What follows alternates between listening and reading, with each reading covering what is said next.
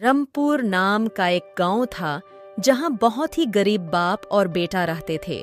उनका बहुत मुश्किल गुजारा होता था। जगमोहन उसे गरीब पिता और बेटा पर गुस्सा हो रहा है क्योंकि घर का किराया नहीं दिया है।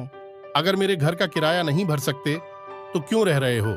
निकल जाओ अभी के अभी यहाँ से। बेटा, हमें पैदल ही दूसरे गांव जाना पड़ेगा क्योंकि हमारे पास इतना पैसा नहीं है कि हम किसी गाड़ी से दूसरे शहर चले जाएं, तो हमें पैदल ही सफर करना पड़ेगा। बेटा, तुम यहीं पर थोड़ा आराम कर लो कि अभी हमको पैदल लंबा जाना है। इसके बाद हम कोई जंगल में रुककर कहीं पर भोजन की व्यवस्था देखते हैं। जगमोहन और उसका बेटा आराम करने के लिए रुकते हैं और उनकी कब नींद लग जाती है उन्हें पता ही नहीं चलता और रात हो जाती है। पिताजी और कितनी देर लगेगी? भोजन बनने में मुझे बड़ी भूख लगी है। और हम दूसरे गांव कब तक पहुंचेंगे? बस बेटा, थोड़ी देर और भोजन बने ही वाला है। बस गांव ज्यादा दूर नहीं है। इस जंगल के बाद गांव है, फिर उधर जाकर मैं कोई काम ढूंढता हूं और तुम कोई घर की व्यवस्था देखना। बेटा, यही रास्ते से चलते हैं। मुझे लगता है यही रास्ते से गांव पड़ेगा। पिताजी, मेरे लिए रुकिए, लगता है यही गांव है। आज तो बहुत ही काम है। पता नहीं मैं घर कब तक पहुंचूंगा। मेरा बेटा अभी घर पर अकेला होगा। पता नहीं उसे घर मिला भी होगा या नहीं। मैंने उसे जिस जगह पर बताया था उसे जगह पर भगवान, उसने कोई झोपड़ी की व्यवस्था करी होगी। पिताजी आ गए। पिताजी, मुझे बहुत ज्यादा भूख लगी है। मैं कल रात से कुछ नहीं खाया है। हाँ बेटा, चलो हम भोजन करते हैं। मैंने भोजन होटल से ही ले लिया। चलो अपन भोजन करते हैं। बेटा, मेरे को रास्ते में एक गुरु मिले थे जो गरीब बच्चों को फ्री में शिक्षा देते हैं। कल से तो पढ़ाई करने उनके पास जाना।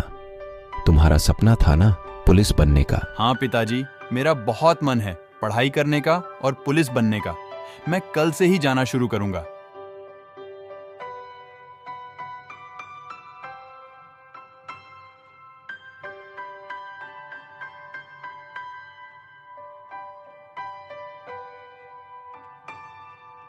फिर क्या मोहन भी अच्छे से मन लगाकर पढ़ाई करता है और फिर 1 साल बाद मोहन पुलिस बनकर अपने घर पर आता है। पिताजी देखो, आपका बेटा क्या बन के आ गया। अरे मेरा राजा बेटा, तू तो पुलिस वाला बन के आ गया। अब मेरे सपने पूरे होंगे जो मैंने सोच रखे हैं। सबसे पहले सपना यही है, क्या उसे किराएदार के पूरे पैसे लौटा दो जिसने पूरे गांव वालों के सामने मेरी बेइज्जती करी है। ये लो तुम्हारा पूरा पैसा। अब तो खुश हो ना तुमने मेरी इज्जत का बिल्कुल ख्याल नहीं रखा।